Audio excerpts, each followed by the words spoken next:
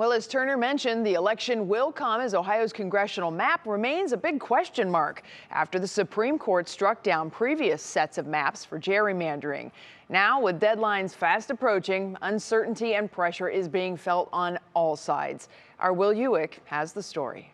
Like farmers have to plant their crops, people that are running for public office have to plant their seeds and get moving. Election season is close at hand, or at least it's supposed to be, with the candidate filing deadline next week. But as local politicians prepare campaigns, they're not even sure what voters will be in their districts. Just allow people to file no matter where they live, not even knowing what district they're filing in, which I think is a little bit crazy. Today, the legislature chose not to move the candidate filing deadline back, despite not having approved district maps. They said they were going to be a little bit more lenient with the signatures, as long as you got signatures from what you thought was going to be your district.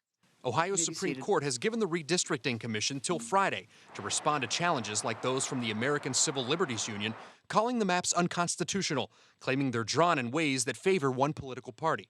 All we really have to do is look at how the different census units within the district voted in the past, and that's basically how the district will vote in the future. Using that info, political science experts say the rejected maps would have given Republicans a 35-seat advantage in the House and 13 in the Senate. Now, the new maps currently being considered brings that GOP advantage to 15 in the House and 7 in the Senate. And while both Representative Patton and Crossman agree the rejected maps did go against voters' wishes, they disagree on these new ones. This is what the people wanted. That's what they asked for.